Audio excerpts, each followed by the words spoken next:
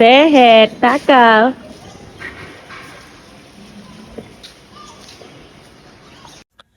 Hello, আসসালামু আলাইকুম everyone. I hope সবাই ভালো আছেন। আমিও ভালো আছি। চলে আসলাম একটা মিনি ভ্লগ নিয়ে।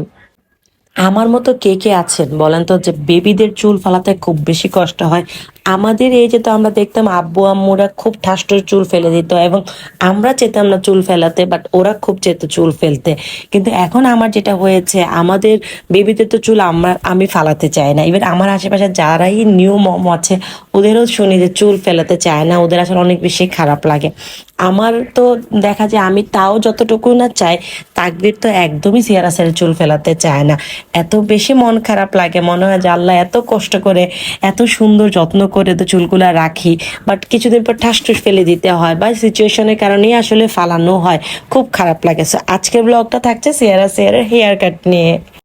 লাস্ট কিছু ব্লগ ধরে আমি বলছিলাম সিয়ারাসের বেশ অসুস্থ। আমার মেয়েরা আসলে ছোটবেলা থেকে ঠান্ডা নিয়ে খুব সাফার করছে, যেহেতু প্রিমেচিওর বেবি। সো সবাই আমার আশেপাশে সবাই জানেন যে সিয়ারাসের অনেক বেশি ঠান্ডায় আসলে সাফার করে। সো রিসেন্টলি অনেকদিন ধরে ঠান্ডাটা যাচ্ছিল না, চুলটুকু বড় হয়ে যাওয়ার কারণে এত ঘাম ছিল। দেখা যায় রুমের মধ্যে এসি ঠিকই, কিন্তু এসি থেকে বের হলে চুল ঘেমে একদম চুপচোপা হয়ে যায়।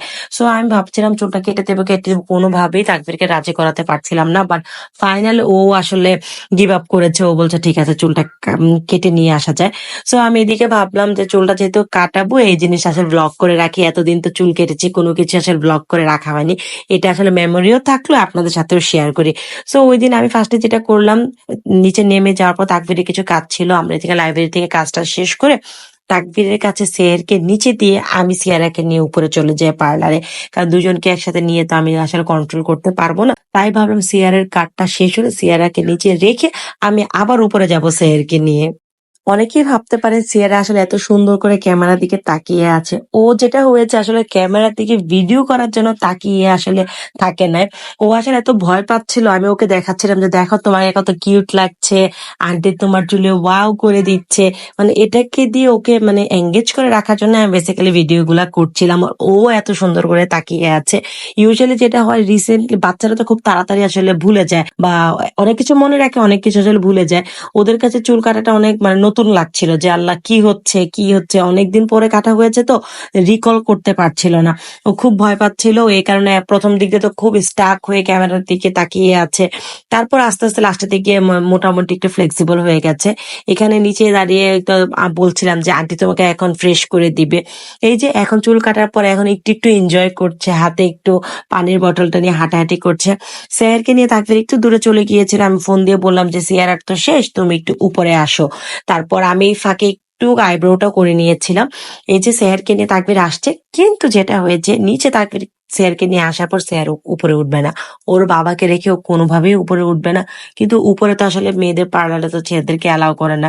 সো আমি তাকবিরকে নিয়ে ঢুকতেই পারি নাই। বাট তারপর যেটা হলো, আলটিমেটলি ওকে নিয়ে আমার সেলুনেই যাওয়া লাগছে। কারণ তাকবির যেহেতু উঠতে পারে না, এই স্যার আমার কাছে আসছিল না, তাই তাকবির বললো তো চলো ওই নিচে একটা সেলুন আছে, স্যারকে সেলুন থেকে কাটিয়ে নিই। তারপর এক মেয়েকে পার্লার থেকে কাটিয়ে আরেক মেয়েকে সেলুনে কাটার জন্য ঢুকে যাই। বাট স্যার বাবার সাথে থাকার কারণে সেলুনে ভালোই ছিল, একদমই প্যারা দেয় না, খুব সুন্দরভাবে চুল কাটা শেষ হয়ে যায়। সো এটা হচ্ছে ওদের চুল কাটার পরের দিনের একটা ক্লিপ, ভালোই লেগেছে। আসলে তেমন কাটি নাই, একটু ট্রিম করেছি জাস্ট, যতটুকু না কাটলেই না। সো আজকের ব্লগটা এতটুকুই ছিল। আল্লাহ হাফেজ, থ্যাংকস ফর ওয়াচিং।